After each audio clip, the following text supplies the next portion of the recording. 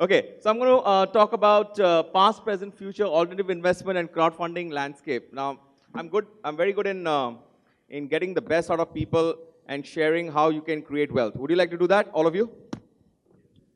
Come on, guys. Hello. Yeah? Okay, so let me quickly share with you on a panel today. We have Ali. Ali is Ali Madhavji. He holds an MBA from INSEAD, and he's the managing partner at Blockchain Founders Fund, senior investment advisor at BitBlock Capital and Fiat Capital Fund. And he has served on various blockchain advisory roles, including Polymath. Have you heard of Polymath? Okay. And he currently consults organizations such as the United Nations, and he also has worked across continents with PwC, PayPal, Microsoft, Bloomberg, as well as INSEAD. So, welcome, Ali. We have seated besides him is Yuri.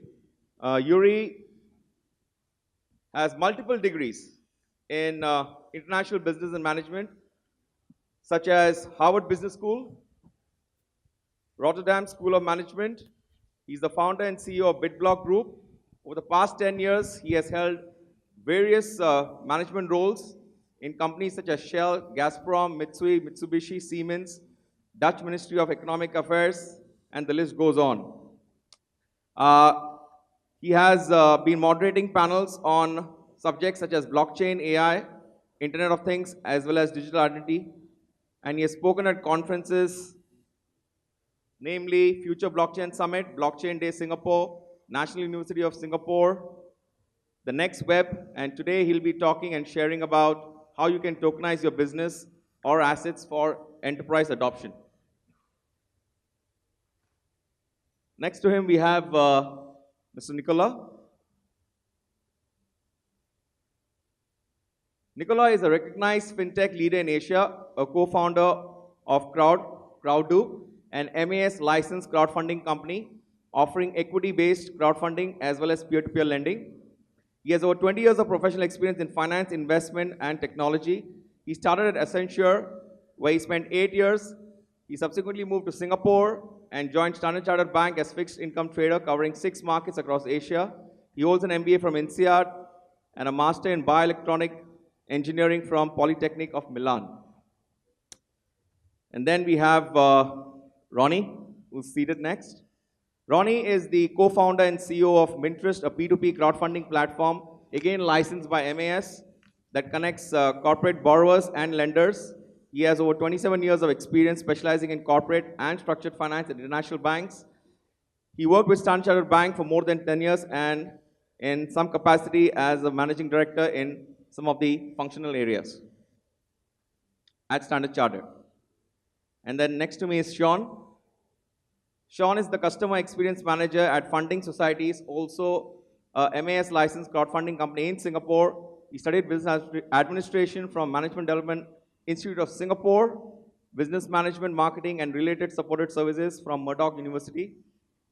He was a previously global events and summit operations executive at Salvo Global for more than a year, and he also worked with Singtel for 4 years in various positions. So let's give all of them a big round of applause, everyone. Okay, so we have a panel of distinguished speakers, and they're going to share about crowdfunding, alternative investment, as well as STO, ICO, DSO, and the future of tokenization or crowdfunding. So my first question to the panel is, there are different ways to invest in crowdfunding. So if somebody comes to your crowdfunding platform and wishes to make money, what are the various alternative investment opportunities? So I would start off with Sean from Funding Societies, and then of course I'll move on to Ronnie and then Nicola and so on. Is that okay? Yeah? Sean, do you want to first say about Funding Societies a bit, and then of course, how can somebody benefit, or if they comes to your platform, how do they benefit? What are the opportunities of alternative investments? Sure. Thanks again for the very brief and kind introduction. So my name is Sean. I'm from Funding Societies. So Funding Societies is a crowdfunding or peer-to-peer lending platform that actually started here in Singapore in 2015.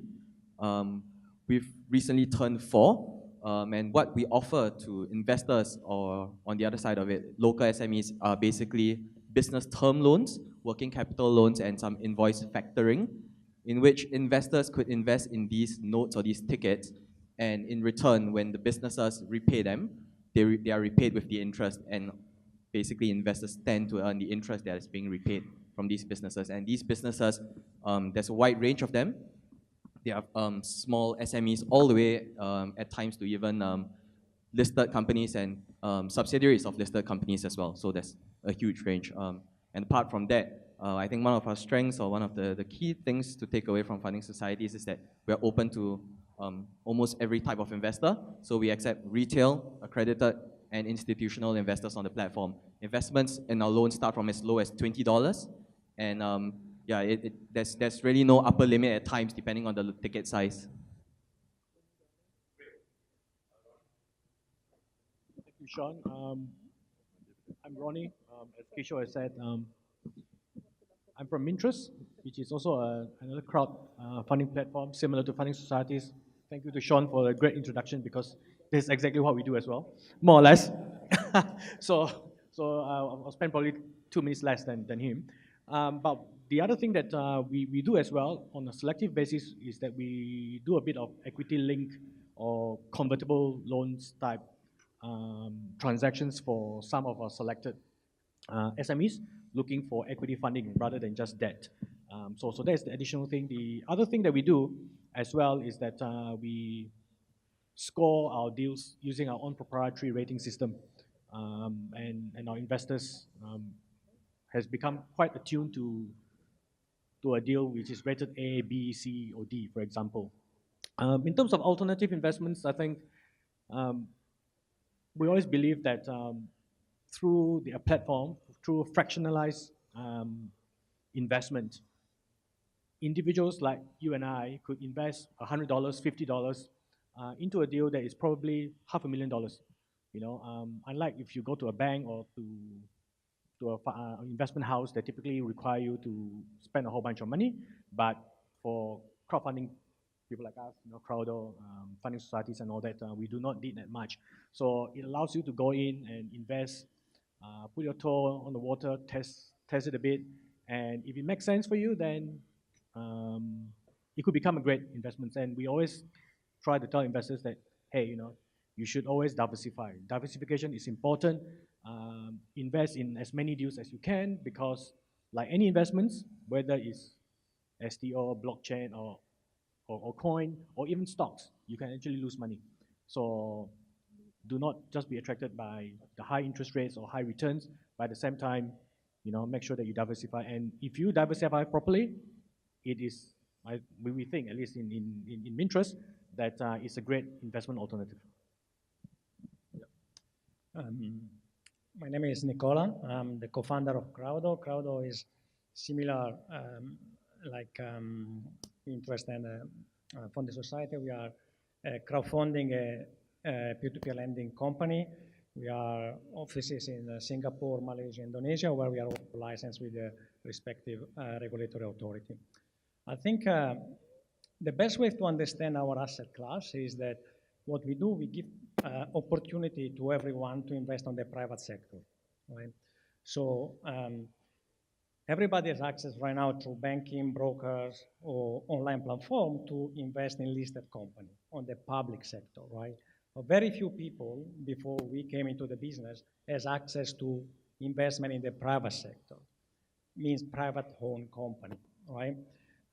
Typically, this type of investment was restricted to people who had private banker, so very high net worth individuals, or institutional investor, or private equity. Now, if you come to one of our platform, everyone, even retailers, can invest on the private sector. Then, which product you can invest to?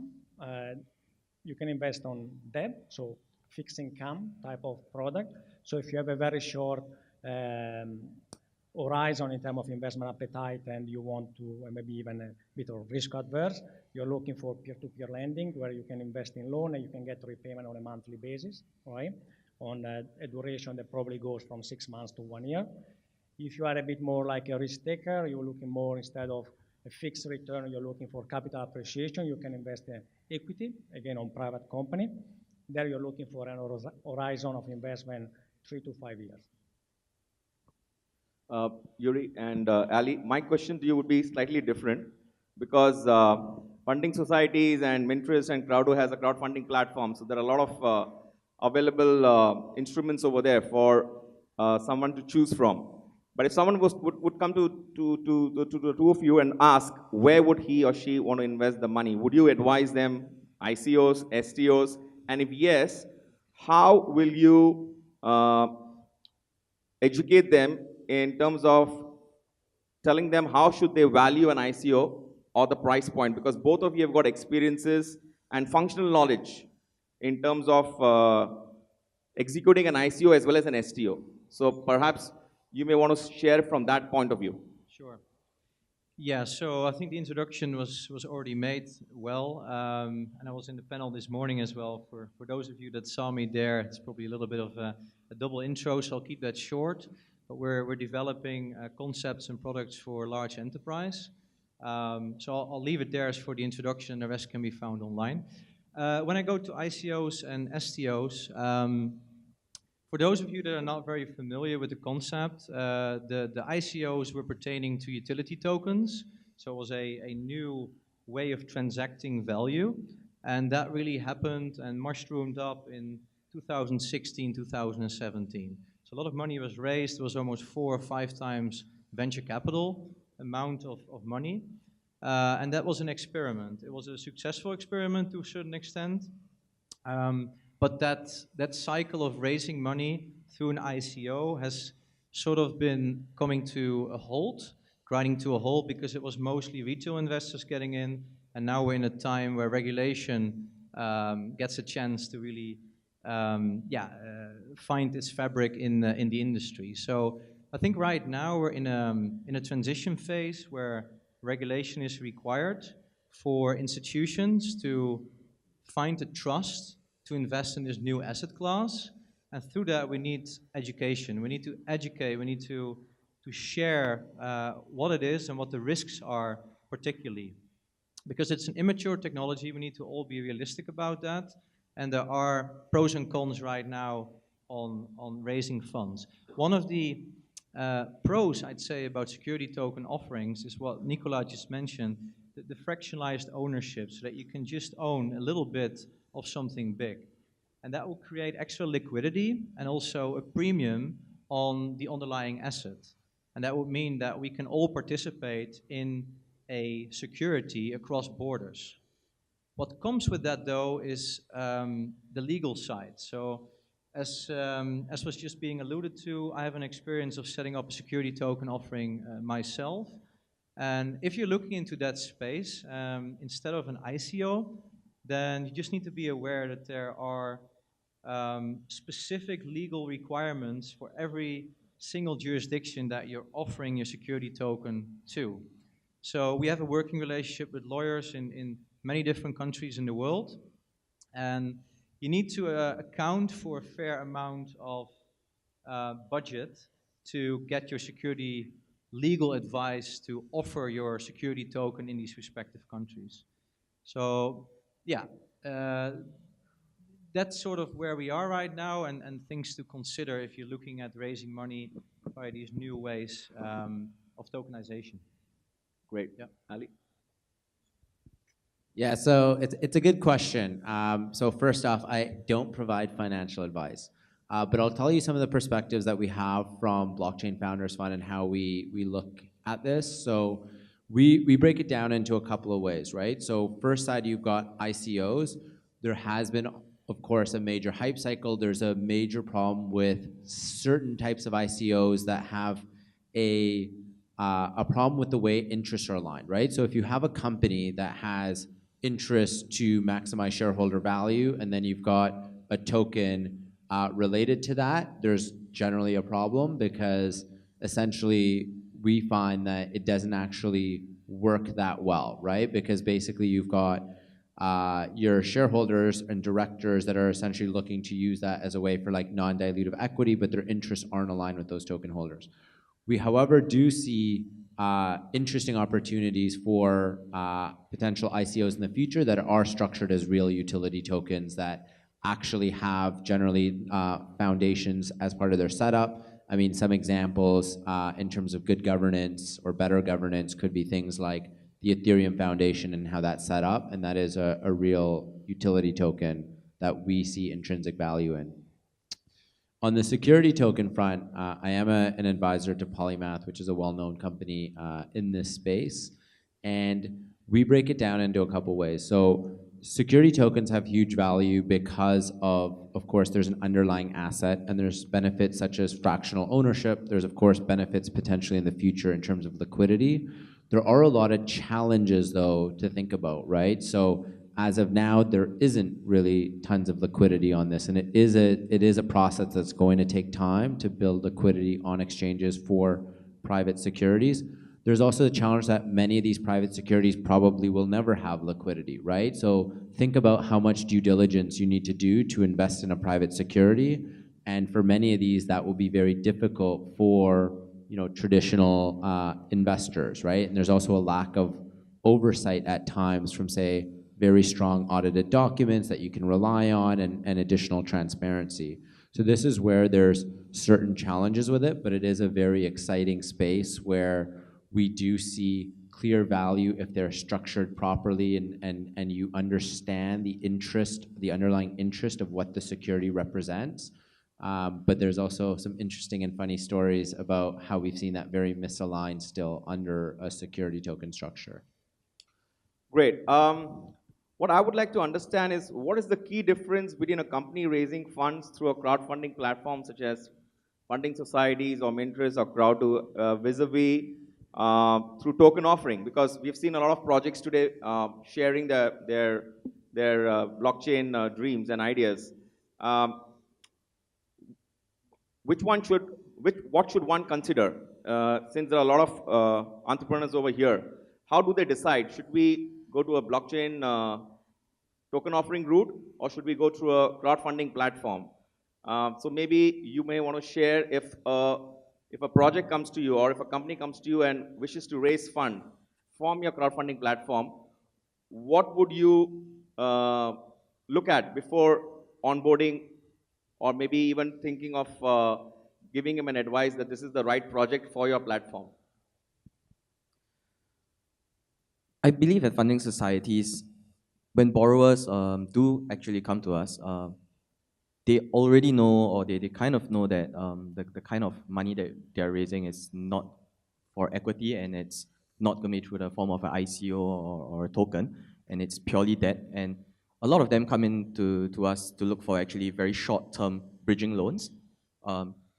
These are just to really identify and to address the cash flow issues that most local SMEs tend to face simply because of the credit terms that some of their buyers or their customers normally tend to have. So this delay or this little drag in terms of duration, whereby they don't have funding to run their operations, to work on these projects that they have bidded for and they have been awarded, is normally the gap that funding societies looks basically to address and to bridge. Yeah, I mean, at Mintress, we see all sorts of people coming to us in terms of wanting to raise money.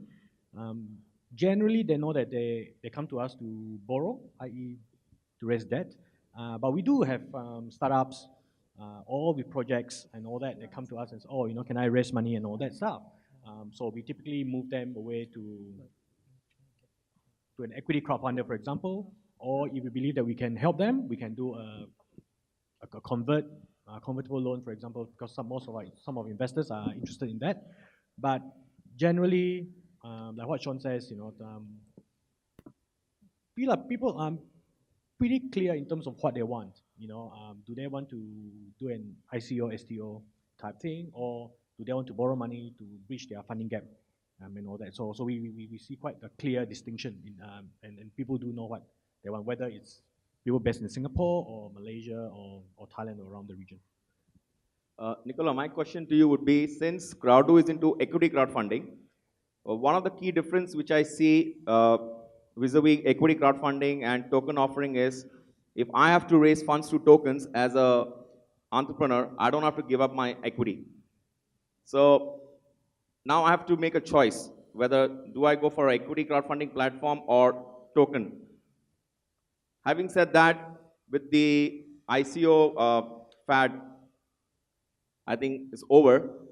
You think people will go back to equity crowdfunding because projects are not getting funded through ICO route. So you think equity crowdfunding will come back into the limelight?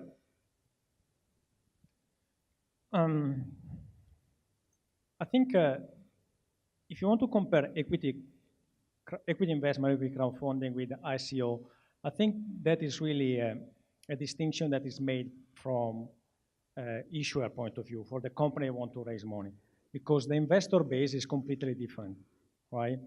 So equity is a very old and traditional product, right? So if you are an investor invest in equity, you get your share certificate, right? Which is registered to whatever is the authority in that country, and you actually own a share of that company, right?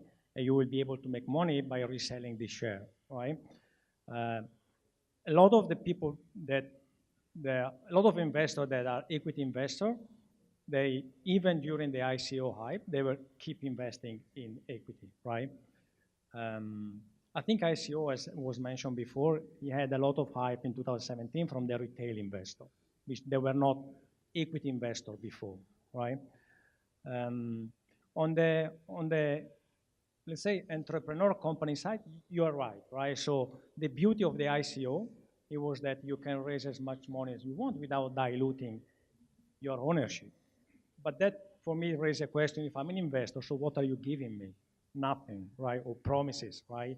So what will be your stake to honor that promise, right? And that's why the ICO hype kind of died out, right? Different stories for the STO, right? STO is linked to something which is could be equity, could be profit, could be revenue. So there is some kind of connection with what we call the real economy, right? Or at least the real performance of the company. So STO is very close to equity investment. STO might be the evolution of equity investor because they actually, STO actually, from my point of view, deliver value the equity crowdfunder never being able to do, which is liquidity or secondary market, right? So if you invest in a company to equity crowdfunding, or if you get equity of a company, your investment horizon is probably 5 years, and the ability to get out of that investment or cash out is very difficult before the 5 years, before a liquidity event, which it could be trade sale, IPO, or a next big round of investment. What STO brings to the table is the ability to trade at the, kind of through a normal market valuation, your share even before. And that is quite interesting from my point of view. Great. That was very insightful. I'll take it from there. Yuri and Ali, Nicola said something very interesting. When you are going for a token offering, it's just promises. So what you get is actually tokens. And most tokens have got very little use case. Or if not use case, the price point drops to a point where you have literally lost 60 to 80% of your investments. And that's what has happened. So if regulators were to come in and regulate the ICO space, and now we're talking about STO, can really STO prevent the crash of the cryptos? Because it's ultimately still tokens, but it's just a security token which is regulated. This is how I see it, but then of course you guys are the experts, you have functional knowledge of it, and you can share it with with all of us, your knowledge and experience. Yeah, so I'll take the first plunge. I think when you look at ICOs, there was no underlying asset really backing the utility token, right? So it was a new way of speculating on the value of that underlying token. Now that a lot of money has been drained out of the market, i.e. mostly retail investors have lost money, obviously regulation kicked in because the regulators are there to protect the retail investor, right? So if you compare the ICO space with the STO space, then A security token, and the monetary authorities of Singapore, one of the reasons why I came to Singapore is the fact that there's so many people believing in this new technology, moved over to Singapore. But I'd also like to add the regulators are very pragmatic and they're very transparent and clear on the guidelines for a security token or a utility token for that matter, right? So what Singapore basically says is we have a Securities Act, and the Securities Act is exactly the guideline for setting up your security token. There's no like additional documentation around it. It's very clear. So I think that is an advantage that we have over here. And with that, why I'm saying that is that a security token is essentially a security. And it's being tokenized, which is a new way of transacting value, but it's exactly the same thing as a security. One thing I'd like to add, because we are a digital innovation powerhouse, so we look at innovation. I think this is the aspect that many people do not yet understand, that security token has a lot of potential for innovative new ways of transacting value and data. And one example there, that's why I think that security tokens, to your question, will have less of an upside, but also less of a downside. So there will not be this like 100x and then like a 90% drop, most likely. It's not financial advice here, but security tokens are backed by an asset and are regulated, right? So it's a different environment. So what security tokens can offer, and that's what we looked at last year, is actually instead of returning a dividend to the shareholder, you can, for example, say you look at the top line revenue. So a company makes revenue. That revenue is immediately shared with the token holder, with the shareholder of that security token. So you do not like wait for cost to be subtracted and then there's profit and then there's dividends. No, there's new ways of treating a security token and how that interacts with the return to the investor. So that's something I want to share, and there's many more aspects relating to smart contracts that can self-govern the economies around it, but I think that's something we need to look at, the advantages of tokenization of securities. Yeah. Okay, so I'm going to quickly jump on a point where I actually, from our fund perspective, we don't fully agree on looking at certain things like revenue security tokens. We actually think in most cases it's highly negative to the interests of a company. For example, if you're giving away top line revenue, how do you stay competitive when your business gets more competitive? Because you're going to basically run your company into the ground by giving away part of revenue and then going bankrupt. So like we do see issues with this. Of course, if it's like a cash cow type of business, it's different and maybe it makes sense. Or if it's like music streaming and you're giving away part of like every direct sale, maybe. But it still makes it difficult to be competitive. But we look at it in a way where in ICO, what companies were trying to do was put a value on the token economy and velocity of money. A lot of these token economies that they had built were broken because they didn't have economists look at it and build it as ways that economy should work. And so most of those fell apart. A lot of them, won't recover. There are still some interesting ones, of course, with the way certain ones work. There is intrinsic value in our opinion on Bitcoin or Ethereum or some of these where there's clear demand and supply. But if you take the security token side, and we wrote an article in the Crypto Investment Times magazine that's pretty in depth on this, which is the December 2018 edition. We break it out into 3 structures. So you basically have a company ownership side, which can be like dividends, revenue, equity of the company, and then you've got your asset side and your liability side. So you can actually tokenize any of these components. And it is very interesting, of course, if it's something that can have liquidity. So if it is something where there might be demand, it can be very interesting because now you can transact it and solve some of these illiquid periods. One of the other things that at times gets missed with security tokens that I think is among the most important aspects of them is for companies looking to raise across different jurisdictions. So you're now trying to raise, say, across 5 countries or 10 countries.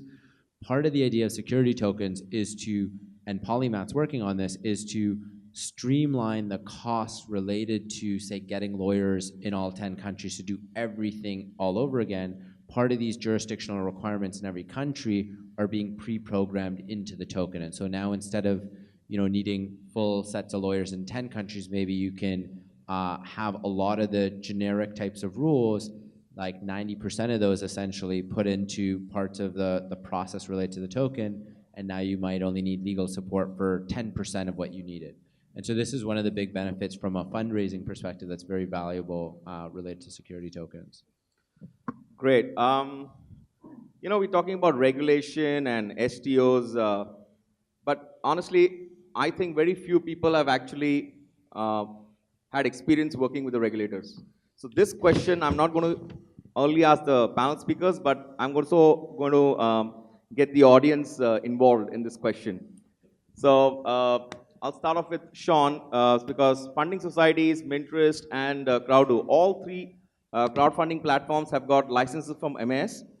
So I'd like them to share with all of us what has been their experience talking to regulators. What are they looking for that makes them comfortable before they issue a license? Is it custody, compliance, founder's background? And Yuri and Ali, you guys have worked on ICOs and STOs now.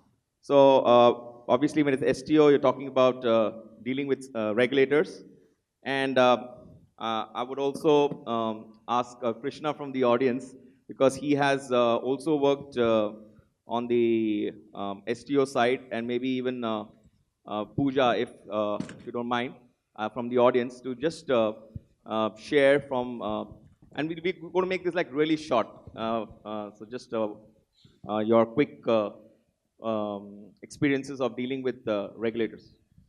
For funding societies in our space, I think one of the things that they looked out for, and one of the things that we did even before it became a regulated activity or we became a regulated entity, was to hold the funds, the investors' funds, in an escrow account, in a trust account.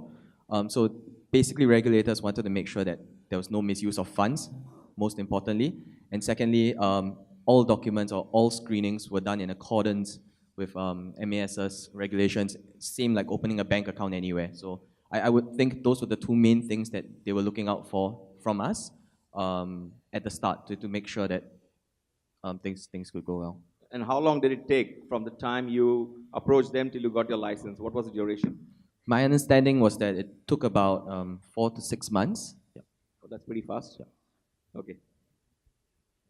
At Mintrust, we find that the MAS has been pretty good, pragmatic as well, in terms of trying to regulate a space that I think they were quite unfamiliar with in 2016. And for Mintrust, unlike funding societies, we're a bit younger. So before we could start, the regulations kicked in, we applied, and we got our license based on, I guess, our CVs and all the policies and things we're going to put through. So generally, I think MAS has been pretty good in terms of supporting not only us, but I think just generally fintech, basically. Yes. My company, we went through regulation in 3 countries, Malaysia, Indonesia, Singapore, and we started to engage regulators when there was no regulation, right? So let me tell you that first, it's a good thing when regulators start to get involved in your industry, because it's a sign that the industry has become mature, right? So it's costly and difficult to deal with regulators, but it pays back on the long run. That's one. The second is that there are 2 phases when you engage regulators, right? One, if the regulation is not there yet, then you are engaging design in the regulation, meaning roundtable, public consultation, and that is a very long process, right? But the good part of being on this part of the world, at least, is that the regulators has one they understand that you need to run a business, right? So they understand that, yes, we need to protect investors, we need to protect participants, we need also to protect operators, but the operator, whatever they come up with, has to have business sense, because at the end, the operators, they need to be able to run their company, right? The second is that the regulator will evolve with you. We are talking about, if you're starting, like probably where you guys are right now, discussing about how the regulation will be. It might take 1 or 2 years to get there, right? Because the regulators will evolve with you, right? You will understand your business. There will be some different draft, variation of the regulation. So um, it's a process, right? After that, when the regulation is in place, then it's about applying for it, right? And that is it's just a process, right? So it will take 3 months, 6 months, 8 months. Yuri and Ali, your experience with the regulators, in brief. Yeah. So I'm actually going to give an advice. So I would look at different jurisdictions. Like I wouldn't just take our word for it. So what we did, we had a working relationship with lawyers in Singapore, Thailand, Japan, Korea, Cayman Islands, US, the Netherlands, Estonia, all the bunch. So we've talked to all lawyers there. And I think this is a very dynamic space. Like regulators change, regulators evolve with the industry, as was alluded to earlier. So if you look at, for example, Switzerland has been very clear on 4 different types of tokens. And the reason why they're very clear on this is because the industry has been co-developing the regulatory policies with them, right? So I would really look at countries where this connect is really there. The industry is connected to the regulator. Singapore is a very good example of that. So I'd suggest you start with connecting to law firms, start talking to people you meet around at this conference. They're in different countries, they all have some advice, and properly tested advice before you make your decisions. Yep. So I think a lot has been covered here. So I'll look at it from a little bit of a different angle. So one of the things that we're doing is we're writing the flagship report for the United Nations on emerging technologies. We're working with a lot of central banks and finance ministries and key decision makers as parts of governments, including regulators. And as part of that, some of the big concerns are essentially, that have not been mentioned, some of the big concerns are looking at things like, how do you actually deal with digitized securities and identities? And so like looking at things like KYC is very important for them, looking at anti-money laundering and counter-finance terrorism. And these are some of the things that are really important to them in the challenges of how do you actually move digital securities, especially when the underlying infrastructure or the way these countries' registries are set up are not digitized in the way that allows for this. And so this is where this will evolve over many years, is moving into actual frameworks and underlying layers that allow for these digital securities to operate more effectively rather than being essentially a middle layer to the way that it currently runs. Yes, and Krishna and Pooja, your experience as well, very briefly, in Singapore context, and Pooja Right. in the international context. Well, from a Singapore context, I guess 3-4 years ago, we were already advising crowdfunding platforms on how they could be operating. The good thing is, as they mentioned, the MAS evolves. The MAS, to an extent, actually puts us out of a job because they've got fantastic guidance notes, which is actually good for the entire community. Even in the crowdfunding space, they've just come out with new rules in terms of the kind of information you need to come out with so that the investee companies are very well represented, because the gap there is the analyst or the lack of analyst research for those investee companies. So I think we're pretty good on the crowdfunding platform. The thing about the STO, perhaps just address a couple of questions there. I think the flaw right now we have in the commoditized platforms is that it's not something you can do at home. It's a highly nuanced space. There has to be a proper business modeling that's done. You can't just put in various parameters for a company and expect that it'll just churn out, whether it's a dividend or whether it's an interest or whether it's a top line revenue, assuming that you can actually, as a shareholder, take that out. But you could also have a hybrid version, which is a variety of that, and even kind of divorce it from it being equity, but just a contractual financial obligation. And the last point I had was, I think the main difficulty would be, I alluded to it earlier, the arms race for the actual protocol stack. You've got obviously ERC 1400 for those that are looking for a more open source, and then we've got Polymath with ST20. The problem there is, when there are competing platforms, and when we really need to have interoperability, if you like, within jurisdictions, it's going to be tough. I hope in an ideal situation you would have, 95% of our work taken out from that, quite frankly, because as lawyers, we would like to advise on the more value-added stuff. But there are distinctions which are drawn. Even one just very quick example, which is the redefinition of accredited investor. It was just redefined literally, recently, a few months ago. But if you don't have constant, updates on those, that'll be difficult. But I think kudos for those platforms that are trying to commoditize it, because that's going to be the key, especially the advisor costs, which are being reduced and if not taken away. Thanks, Krishna. Can we have the mic given? Oh, yeah. I've got a Pooja, mic. from your side, please. Sure. So just some quick perspectives from my end. I think, just to add to what Yuri said, I think more so than ever before, you really need to have an on-the-ground understanding through your lawyers or other intermediaries as to how the regulations work in practice. Because, just by reading the rules on a website somewhere, you're not going to really get a feel of how easy a regulatory application for an innovative service or offering is. I mean, we had so many inquiries come in for Malta, I think about 6 months ago, and then ultimately it turned out, oh, it's actually not that simple after all. It's going to take 9 months and various unclear criteria. So more so than ever before, you really do need your lawyer to be the trusted advisor who's going to tell you the real deal and not just, sort of the marketing guff that you see. And in certain senses, it's kind of, in my view, things have come a full circle in a regulatory context. There are countries which regulate specifically and try and create sort of safe harbors for innovation, but just because everything is so new and evolving, it's still not as easy as they make it out to be. So sometimes it's actually easier to go to jurisdictions where they've chosen not to regulate this at all. And that's not necessarily a bad thing. It just kind of makes it easier to have that space for innovations. So as an example, Cayman BVI, there's still a lot of room to set up structures which don't invite regulation on day one. And then you only need to address regulation for specific aspects in the jurisdictions that you're offering, not just simply because you set up in that jurisdiction on day one. So that's my view. Perfect. Last question, Jess, if you don't mind, to the entire panel, and I want only a one-word answer. Okay?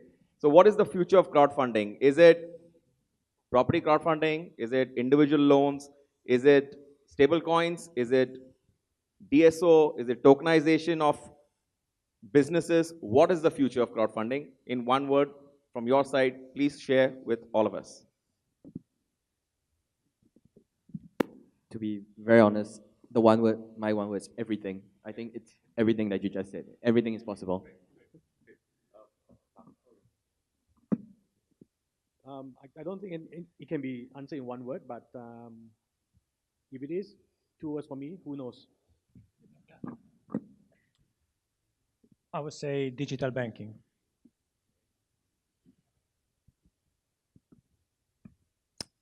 Yeah, I need to say any asset. Yep. Those are all good ones. I mean, if you can do due diligence on it, so due diligence. All right, thank you so much. Let's give a big round of applause to the panel speakers, everyone.